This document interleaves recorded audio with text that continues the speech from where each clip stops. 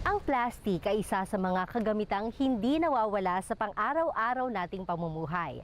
Malaki rin ang naging role nito sa convenience ng tao. Ngunit, ang malaking convenience na dulot nito kapag hindi nagamit ng tama ay magdudulot din ng malaking pinsala, lalong-lalo na sa ating kalikasan. Plastic waste ang isa sa mga pinakamatagal ma-decompose na waste material.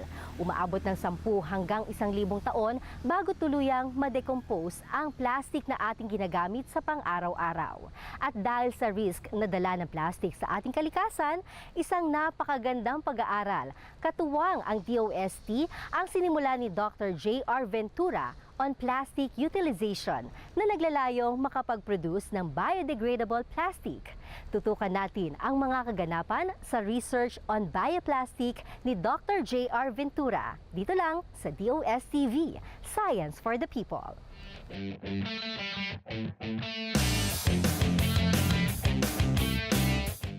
So yung main problem kasi as of now dito sa Las Baños is yung utilization ng plastic. Yung mga commercial plastics natin. So may current ban ngayon, okay? So actually mga 10 years ago pa na nagsimula itong ban na to. So in order to maka-come up ng another form of plastics, this time yung plastics na yon is biodegradable compared to the synthetic plastics na ginagamit natin. So ito nga yung pinagtuunan ng project namin, yung pagkakaroon ng biodegradable plastic. The same wise, yung property niya, yung quality niya is the same as the synthetic or yung petroleum-based plastics. So para mag-come up ng ganitong study, ang main problem kasi sa mga biodegradable plastics is yung cost. So para ma-lower yung cost, yung main component niya is yung substrate. Yung substrate po na sinasabi natin is ito po yung kino-convert natin para maging plastics through the action of microorganisms. Dito sa bioplastics, ang goal rin po namin is hindi gamitin yung mga food competing agricultural products po natin. So dito ang ginawa namin is to use yung mga agricultural residues natin, or ito yung mga waste natin after harvesting, usually after harvesting. So for example, yung corn natin, so pag nag-harvest tayo ng corn, may mga stalks tayo doon or may mga stover tayo, corn stover yung tawag, na pwede natin kolektahin and later on, i-convert natin into plastics. So isa lang po yun, so pwede rin po yung mga sugarcane bagas or yung isa, yung banana soda stems, which is yung titignan na nakita natin kanina. So dun sa processing nung conversion, ang unang step is to collect. Then after that, we need to dewater. Yung dewatering, may dalawang series po ng dewatering ng ginagawa natin. Yung una is through sun drying. So it takes, parang rin nabibilad ng palay, parang ganun yung sistema. Kinakat po siya, then sinasun dry for several days. Then para ma-ensure yung drying, yung moisture content ay mababa na or enough for milling, nilalagay rin po namin siya sa oven or oven dryer. So on that oven dryer, then yung moisture content is more than or less than 10% na lang, then that's the time na mini-mill natin siya. So yung milling, dalawa rin yung process na ina-undergo. Yung isa is through the hammer milling, yung nakita natin kanina. Then we come up with this pulverized form. So actually hindi pa siya ganong pulverized. So from that, pagka hammer mill, may isa pang milling process, yung cutting mill. So yung cutting mill natin, yun yung last milling process natin hanggang sa magkaroon tayo ng powderized, yung mas maliit na particle natin. So yung powder na yun, I think around 0.5 millimeters yung size niya. So that's the time na pwede nang gamitin yung waste biomass natin. So ang goal kasi natin is to get the sugars na nandun sa mga biomass. So para rin tao, hindi naman natin basta-basta kinakain yung mga, let's say, yung mga meat natin, yung mga rice natin. So ang ginagawa natin, niluluto. Then saka natin kinakain. Then the same, this bacteria is like human also, so they need to undergo some cooking or something like that. So parang hinahanda natin for easily, para mas mabilis yung digestion process sa kanila or metabolism sa kanila. So yung dalawang process na ginagawa natin is yung pre-treatment. So pinipretreat muna natin. So yung common na pre-treatment method at ina-apply na rin siya sa mga pilot scale is yung paggamit ng dilute acid at saka yung steam X. So either of the two, pwede siyang gamitin. Then may mapoproduce tayong liquid at saka solid portion dun sa pretreated biomass. Yung liquid portion ng pretreated biomass, may mga sugars na doon na pwede nang gamitin for the fermentation process. The same way, yung solid portion, after that pretreatment process, pwede pa siyang i-subject into enzymatic hydrolysis. So yung solid portion na yun, meron pang mga embedded sugar doon na pwede ring ma-recover. So yung enzyme, yun yung ginagawa niya doon, kinakat-cut niya yung mga structure doon hanggang ma-release yung sugar. So pagka-release ng sugar, pwede na siyang i-filter, then kukunin yung filtrate or yung hydrolysate doon sa enzymatic, yung sa clarified product natin. So yung dalawang combination nun, yung pre-treatment liquor saka yung enzyme-treated biomass natin, pwede natin i-collect both, then subject to fermentation. Yung fermentation process natin, gagamit tayo ng microorganism. Dito na ngayon papasok kung ano yung target natin na product. So in this process, ang target natin is yung bioplastics. So kailangan natin ng mga microbes na nagpo-produce ng bioplastics or yung biopolymers natin. So ang ginagawa nito, since meron na tayong sugar, mas madali na nilang makonsume yung mga na pre-treat or na hydrolyze natin na mga waste product.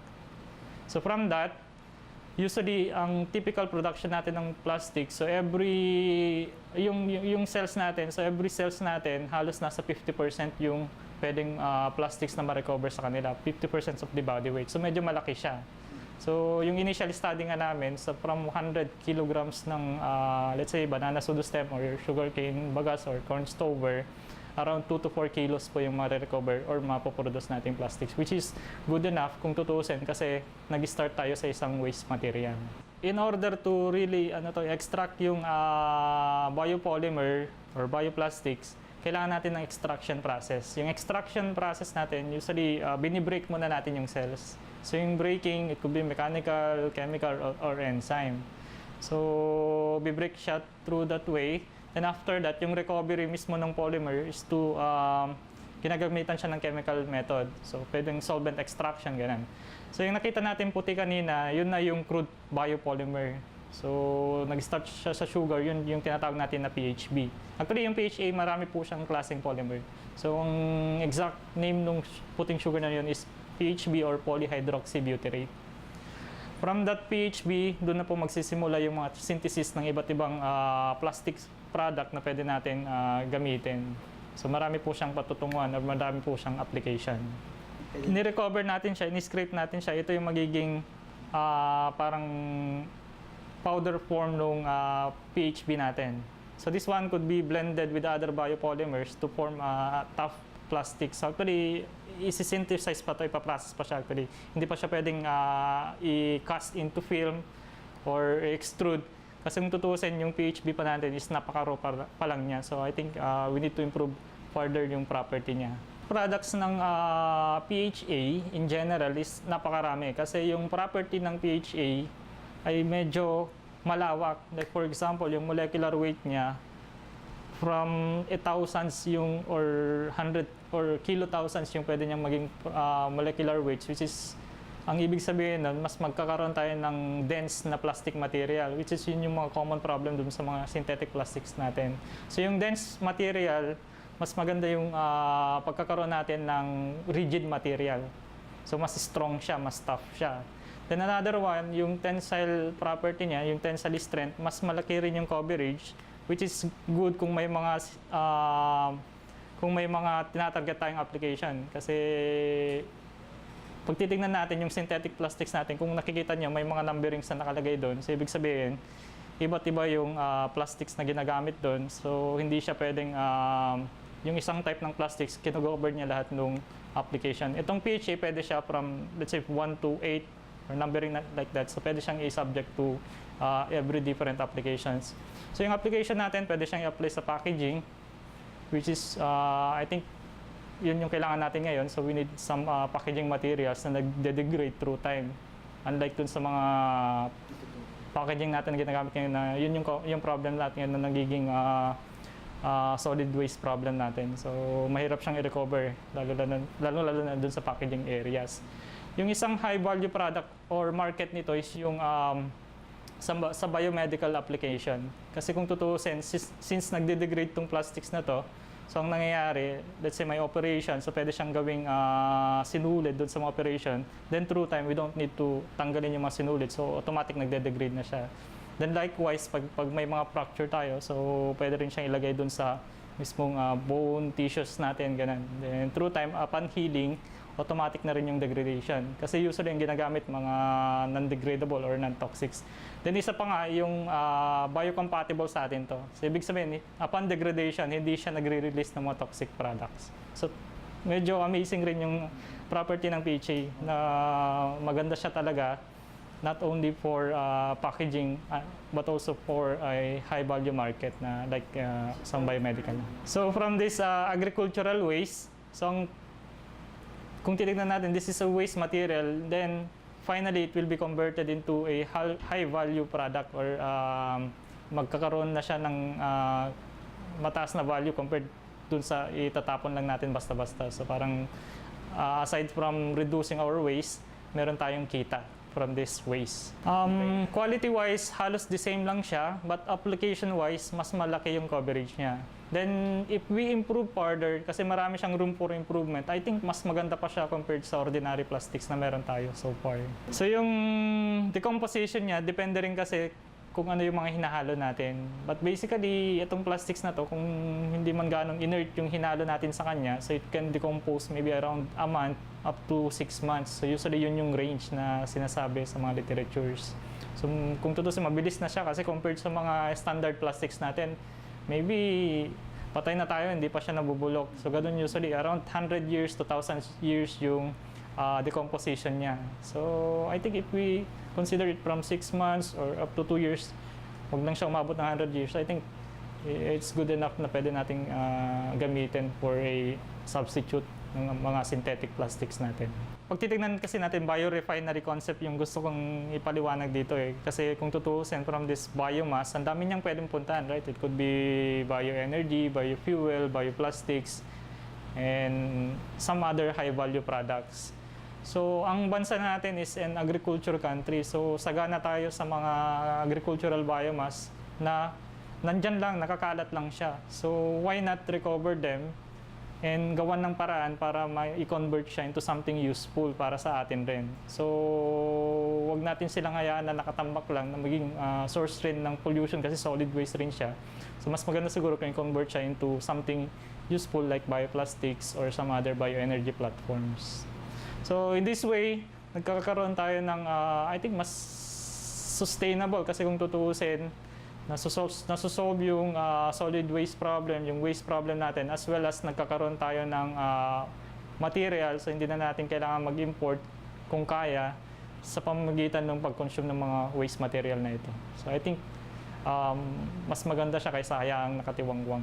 Maraming problema yung bansa natin. So to those na kaparehas ko ng study area, so I think we just need to continue yung mga ginagawa natin ngayon. So it's not only for our good, sa kabutihan rin na to ng ating environment and dun sa magiging future generations natin.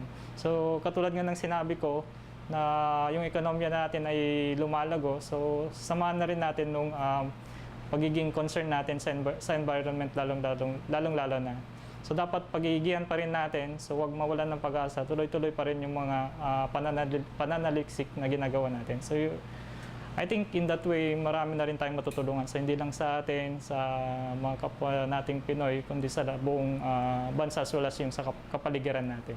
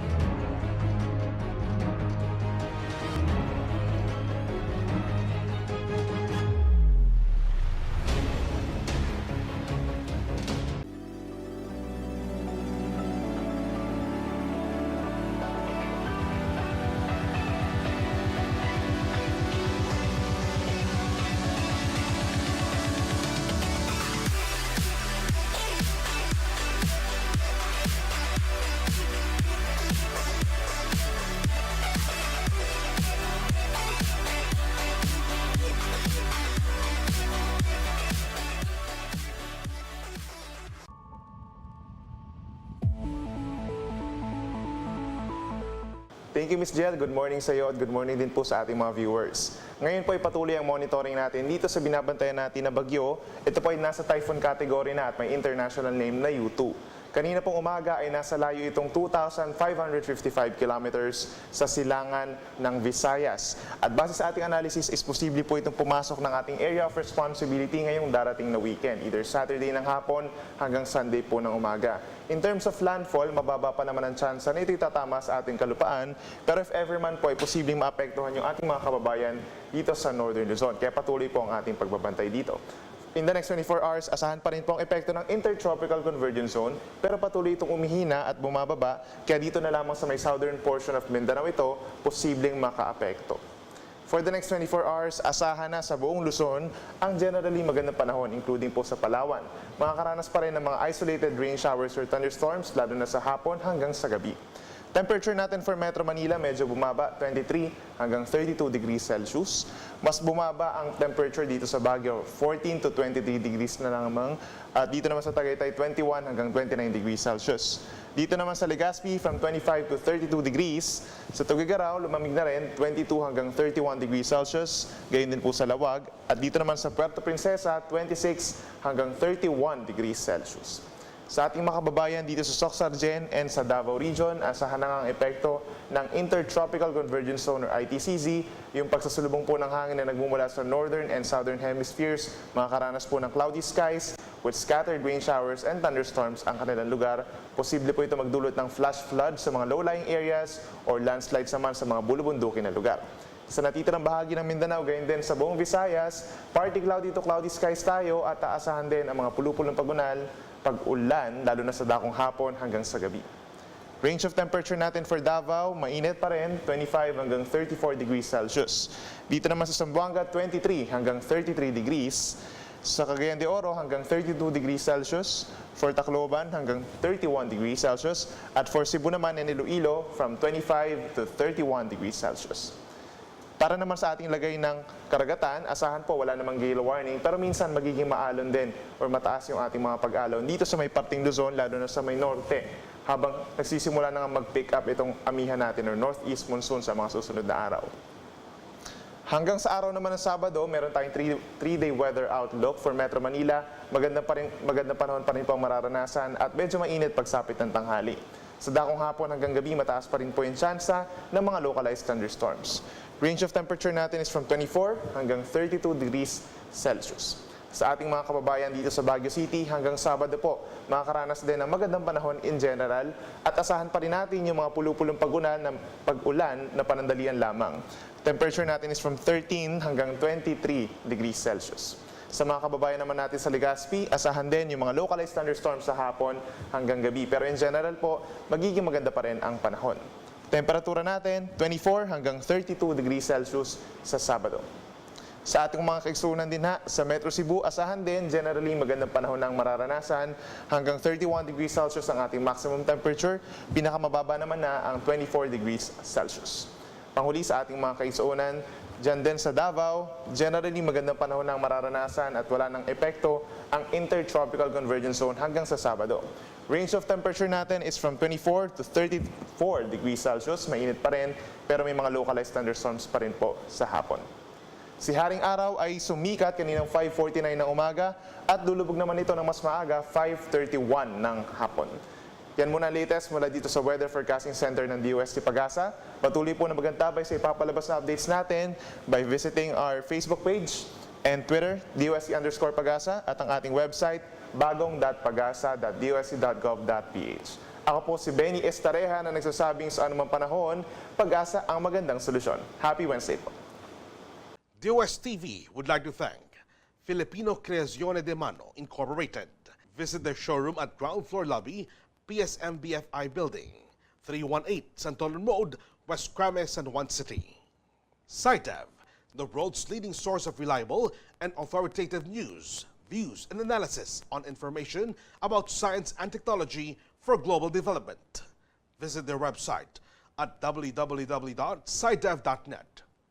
From agri-waste to high-value products, Tunay na kamamangha ang mga maaari nating matuklasan gamit ang siyensya. Sa tulong ng DOST, mapapalawig pa ang mga posibleng alternatibo na mas makabubuti sa ating kalikasan at pamumuhay. Bilang mga mamamayan, maging responsable tayo sa ating kalikasan at simulan na nating ingatan ito. Ako po si Jel Miranda at ito ang DOSTv Science for the People.